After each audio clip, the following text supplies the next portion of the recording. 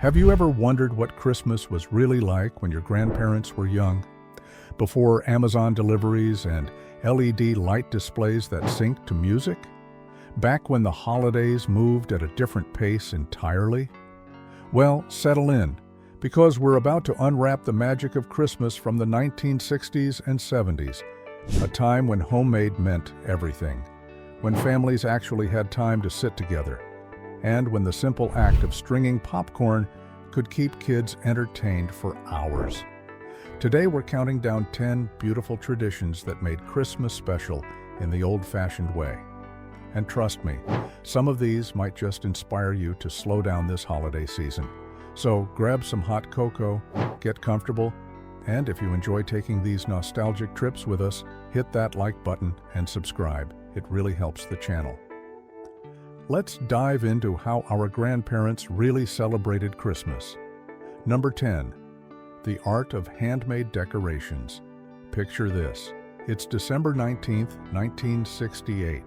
The kitchen table is covered in construction paper, glue, and glitter. Mom's got the scissors, Dad's threading popcorn, and the kids are making paper chains that'll stretch from the living room to the dining room. This wasn't arts and crafts time. This was Christmas decoration production. And it was serious business. Families didn't run to Target for decorations. They made them, every single one. Popcorn garlands were the ultimate test of patience. You'd sit there with a needle and thread, carefully piercing each kernel. One wrong move, and it would shatter. Start over. But when you finally got that 15-foot strand completed, pure pride. Those garlands went on the tree, around doorways, anywhere they'd fit. Paper snowflakes were an art form. Kids would fold paper 6 ways, cut intricate patterns, and unfold them to reveal these delicate masterpieces. No two were alike. Windows became galleries of white paper art. Some families got really creative with felt ornaments. They'd cut out Santa shapes, reindeer, angels, stuff them with cotton, sew them by hand. These weren't perfect. Santa might be a little lopsided. The reindeer might look more like a dog. But that was the charm. And the smell. Oh, the smell of real pine filling the house. Because everyone had real trees back then. Artificial trees existed, but they were considered, well, kind of tacky. Families would pile into the station wagon, drive to the local lot, and spend an hour debating which tree was perfect. Too tall, too short, too sparse, too full. Finally, Dad would strap it to the roof, and home they'd go. Decorating that tree was an event. The whole family gathered on Christmas Eve. Mom would make hot chocolate. Dad would wrestle with the tree stand. Kids would carefully unwrap ornaments stored in tissue paper since last year. Each ornament had a story. This one from Grandma. That one from the year Billy was born. The angel on top that survived 3 moves and 1 hurricane. The lights were another adventure entirely. Those big, colorful bulbs that got hot enough to cook an egg. If one went out, they all went out. Dad would spend 20 minutes testing each bulb to find the culprit. But when they finally worked, magic. Pure Christmas magic. The tree would glow with reds, greens, blues, and yellows. Some families even had those bubble lights. Remember those? Little tubes of colored liquid that bubbled when they heated up. Absolutely mesmerizing. Number 9. The Christmas card tradition. In 1972, the average American family sent out 50 Christmas cards. 50 hand-addressed, hand-stamped. Often with personal notes written inside each one. This wasn't a quick Facebook post wishing everyone happy holidays. This was commitment. Starting in early December, Mom would sit at the dining room table with her address book. That worn, leather-bound book with everyone's information written in perfect cursive. She'd have boxes of cards spread out. Religious ones for the church friends, funny ones for the neighbors, elegant ones for the boss. Each envelope addressed by hand. Return address labels if you were fancy, handwritten if you weren't. Inside each card, a personal note. Hope Jimmy's doing well at college. Heard about your new grandbaby. Congratulations. Missing you this Christmas. Remember that time we... These weren't generic greetings. They were mini letters, updates on the family, Memories shared, promises to visit next year. Kids got involved too. They'd make their own cards with construction paper and crayons. Grandparents treasured these homemade masterpieces more than any store-bought card. Some families did Christmas newsletters, 1 or 2 pages, typed on a typewriter, then copied at the local print shop. Updates on every family member, photos glued on if you were really ambitious. And receiving cards? That was half the fun. Every day in December, kids would race to the mailbox. More cards meant more friends thinking of you. Families would display them on the mantle, tape them around door frames, or string them up like garlands. By Christmas, the house was wallpapered with holiday greetings. After the holidays, Mom would carefully pack them away. Some families kept every card they ever received, boxes in the attic filled with decades of Christmas wishes. Number 8, gift giving with heart. Here's something that might shock modern kids. In 1965, most children got 3 or 4 presents for Christmas total, and they were thrilled, absolutely thrilled, because each gift meant something. Months before Christmas, the Sears wish book would arrive, 500 pages of toys, clothes, and dreams. Kids would spend hours circling items, not expecting to get them all, just dreaming. Parents would secretly note which pages were most worn, which items were circled multiple times. That one toy, that special thing their child wanted most, that's what they'd save for. Homemade gifts were common and cherished. Grandma would knit sweaters, months of work for each grandchild. Sure, they were itchy. Sure, they had reindeer on them. But you wore that sweater with pride because Grandma made it just for you. Dad might spend weekends in the garage building a dollhouse or a wooden truck. The paint might be uneven, the wheels might wobble. Didn't matter, it was made with love. Hand-me-downs were wrapped and given as gifts without shame. Your older cousin's bike, repainted and with new handlebar streamers, best Christmas ever. That dress your sister outgrew but you'd been eyeing? Wrapped under the tree with a bow, practical gifts were standard.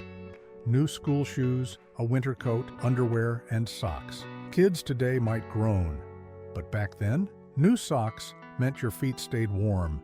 A new coat meant you looked sharp at church. These weren't disappointing gifts. They were needed and appreciated.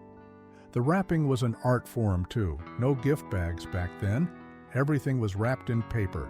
Mom would save boxes all year. Department store boxes were gold. A Macy's box made even simple gifts seem fancy. Ribbons were saved and reused.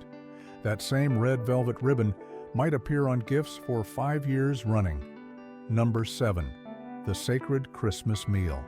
Christmas dinner in 1973 wasn't just a meal, it was a production. Planning started weeks in advance. Mom would flip through her recipe cards, the ones handwritten by her mother and grandmother. The turkey order was placed at the butcher 2 weeks early, not the grocery store. The actual butcher who knew your name. Preparations began days before. Pie crusts made from scratch on December 23rd. Apple pies, pumpkin pies, pecan pies. Maybe a mincemeat if Grandpa insisted. The cranberry sauce. Fresh cranberries cooked on the stove, not from a can. Well, okay, sometimes from a can, but nobody admitted it. Christmas Eve was prep day. The turkey was cleaned, seasoned, and ready. Vegetables were chopped. The good china was washed. The silverware was polished. Kids were assigned jobs. Set the table, polish the candlesticks, stay out of Mom's way. Christmas morning, the turkey went in early. By noon, the house smelled like heaven. The dining room table was extended with every leaf. Tablecloth that only came out twice a year. The good china. The crystal glasses, cloth napkins and napkin rings. Family arrived throughout the day. Aunts brought their signature dishes. Uncle Bob always brought his famous green bean casserole. Cousin Mary's rolls that everyone fought over. Grandma's stuffing recipe that nobody could quite replicate. The kids' table was set up in the kitchen. Card table with folding chairs. You graduated to the adult table when you turned 13, or when somebody died and freed up a seat. Dark but true. Dinner was served at 3 o'clock sharp, grace was said. Often long grace with thanks for everyone and everything. Then the feast began. Nobody counted. Calories, Nobody talked about diets. This was Christmas. You ate until you couldn't move. Then you had dessert. Number 6. Christmas Eve. Magic. Christmas Eve in the 60s and 70s had a rhythm all its own. If your family was religious, the evening started with church. Kids were stuffed into their best clothes. That meant patent leather shoes that pinched, velvet dresses that itched, clip-on ties that choked. But you looked good. Family photo good. Midnight Mass was special. The church was decorated with poinsettias and candles. The choir sang carols you'd been hearing them practice for weeks. There was something magical about being in church at midnight. Made you feel grown up, important, part of something bigger. After church, or if you didn't go to church, Christmas Eve had its own traditions. Some families opened one present, always pajamas. New Christmas pajamas to wear to bed and wake up in for Christmas morning. Smart parents. Kids were clean and photo-ready first thing. The cookies and milk for Santa were serious business. What kind of cookies did Santa prefer? Chocolate chip, sugar, gingerbread? Great debates were had. The plate was carefully arranged, milk in the good glass, maybe a carrot for the reindeer. Some kids wrote notes to Santa, last-minute requests, apologies for that incident in July, promises to be better next year. Parents had their own Christmas Eve traditions. After kids were asleep or pretending to be asleep, the real work began. Bikes were assembled, batteries were inserted. That toy that came in 800 pieces, Dad spending 3 hours with instructions in German putting it together, Mom's wrapping last-minute gifts, they're eating Santa's cookies, drinking Santa's milk, maybe adding a little something extra to that milk. Number 5. Christmas morning chaos. 4:30 a.m. That's when kids started stirring. 5 a.m. they're fully awake. 5:30 they're begging parents to get up. Please just let us see if Santa came. Parents, exhausted from assembling toys until 2 a.m., would mumble, wait until 6 a.m. sharp. Thunder on the stairs. Kids racing down to see the tree. And there it was, the magic. Presents that weren't there last night. Proof that Santa existed. That one special gift, unwrapped, sitting by the tree. The bike, the dollhouse, the train set, whatever that year's dream was. But wait, breakfast first.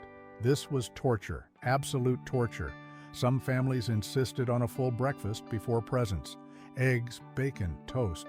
Kids choking down food while staring at wrapped boxes. Other families were more lenient. Coffee for parents, cereal for kids, then presents. The unwrapping had rules, one at a time in some families. Everyone watches as each person opens one gift. Chaos in others, paper flying, kids screaming, dogs barking. Dad with a garbage bag trying to keep up with the wrapping paper tornado. Mom with a camera, those flash cubes popping, trying to capture every moment. After the presents, the testing began. Toys needed assembly, instructions in multiple languages but not English. Batteries not included. Of course, batteries not included. Dad searching for a screwdriver, Mom searching for more batteries. Kids impatiently waiting to play with toys that need 3 hours of adult assistance to function. Number 4, community caroling. Picture a group of neighbors bundled in scarves and mittens, standing on your porch, singing Silent Night, while snow gently falls. This actually happened, regularly. Caroling wasn't something you only saw in movies. It was real, and it was everywhere. Groups would organize weeks in advance. Church groups, Girl Scouts, neighborhood committees. They'd plan routes, pick songs everyone knew, and bundle up for nights of spreading cheer. Some groups were good, rehearsed harmonies, staying on key. Others were enthusiastic. What they lacked in talent, they made up for in volume. Homeowners knew to be ready. When you heard singing coming down the street, you prepared. Turn on the porch light. Grab some coins for donations if they were collecting for charity. Maybe have some cookies ready. Hot chocolate if you were really prepared. You'd stand in your doorway, listening, smiling, sometimes singing along. Kids loved caroling for practical reasons. People gave them candy canes, chocolates, sometimes homemade cookies wrapped in wax paper. By the end of the night, their pockets were full of treats. The adults enjoyed the socializing, moving from house to house, catching up with neighbors, sharing a thermos of something warm that might not have been cocoa.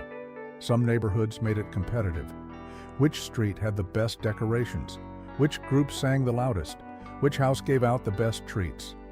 But mostly it was about community, about being together, about maintaining traditions that connected everyone. Number 3, Christmas entertainment. Before Netflix, before cable, before VCRs, Christmas entertainment meant gathering around one television, the whole family, together, watching the same thing, and if you missed it until next year. The TV Guide Christmas issue was sacred. Families would circle the specials they couldn't miss. December 15th, 8 p.m., Rudolph the Red-Nosed Reindeer. December 18th, 7:30, A Charlie Brown Christmas. December 24th, 8 p.m., Midnight Mass from the Vatican. These weren't suggestions. These were appointments. Everyone had their spot. Dad in his chair, Mom on the couch, kids on the floor close to the TV because parents believed sitting too close would ruin your eyes. The TV was probably a Zenith or RCA, 20-inch screen if you were fancy, wood paneling to match the living room. During commercials, nobody fast-forwarded. You talked, made popcorn. Discussed whether the heat miser or snow miser was better. Bathroom breaks were strategic. Tell me what happens, shouted from down the hall. These shows became family traditions. Lines were quoted, songs were sung together, but television wasn't the only entertainment. The record player was constantly spinning. Bing Crosby's White Christmas album wore out from overuse. Nat King Cole's Christmas song played on repeat. The Jackson 5's Christmas album for the kids. Andy Williams, Perry Como, Johnny Mathis. Each family had their favorites. The records were stored carefully, cleaned religiously. That pop and crackle as the needle hit vinyl was part of the Christmas sound. Number 2, the spirit of giving community charity in the 60s and 70s wasn't organized through websites and apps. It was personal, direct. You knew exactly who you were helping because they lived 3 blocks away. Churches organized toy drives, not drop-off bins at the mall, actual people collecting actual toys for actual families they knew. Mrs. Johnson needs help this year. Her husband passed. 3 kids. So the congregation would quietly organize. New coats appeared. Groceries were delivered. Presents showed up on the porch. No fanfare, no social media posts. Just neighbors helping neighbors. Schools had giving trees, paper ornaments with children's wishes written on them. Boy, age 7, needs winter boots, size 3. Girl, age 5, wants a doll.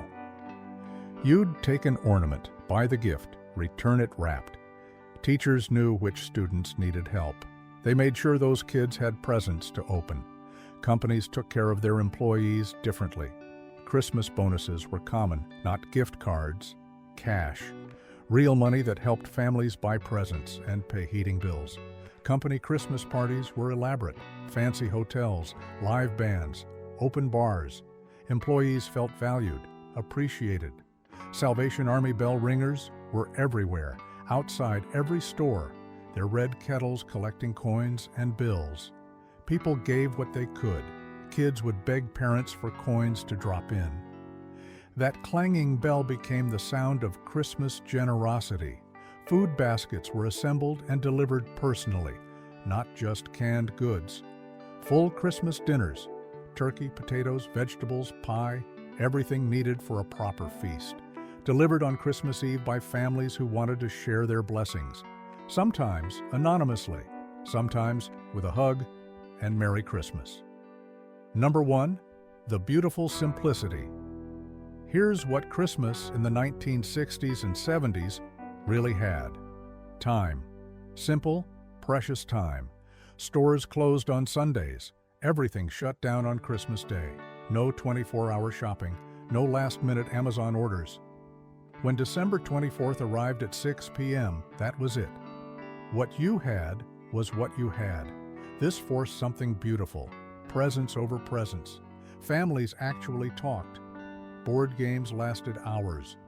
Monopoly games that started Christmas afternoon and ended December 27th. Nobody was checking phones, nobody was posting photos. You were just there, together, present. Christmas vacation meant 2 full weeks off. School. Kids played outside until their fingers were numb, built snowmen, had snowball fights, came inside with red cheeks and wet mittens that Mom dried on the radiator. The smell of wet wool became part of Christmas. Traditions were sacred and unchanged. The same cookies made from the same recipe every year, the same ornaments in the same spots on the tree, the same relatives sitting in the same seats at dinner. This repetition wasn't boring. It was comforting, reliable. It created a sense of continuity that connected generations. Privacy existed. Family moments weren't broadcast. Embarrassing photos stayed in family albums. Your cousin's tantrum over not getting the right toy wasn't filmed and shared. Moments were experienced, not documented. Memories were made, not manufactured for social media. The pace was slower because it had to be. No instant anything. Cooking took all day. Shopping took weeks. Decorating took time. But this slowness created anticipation. Christmas didn't start in October, it started in December. And when it arrived, it was special, sacred, worth the wait. Neighbors knew each other, really knew each other. Kids played at each other's houses. Parents borrowed cups of sugar. Everyone watched out for everyone else's children. Christmas strengthened these bonds. Cookies were shared, drinks were poured, stories were told, connections were real. And there you have it. That's 10 beautiful ways our grandparents celebrated Christmas in the 1960s and 70s. No Instagram perfect moments, no Amazon Prime, no LED light shows, just family, friends, tradition, and time. Time to make things by hand, time to write personal cards, time to sit together and watch the same TV special for the 8th year in a row. You know what? Maybe they had it right. Maybe simpler really was better. What traditions do you remember from childhood Christmases? Drop them in the comments below. We'd love to hear your stories. And if this brought back some warm memories, hit that like button and subscribe for more trips down memory lane. Until next time, Merry Christmas, the old-fashioned way.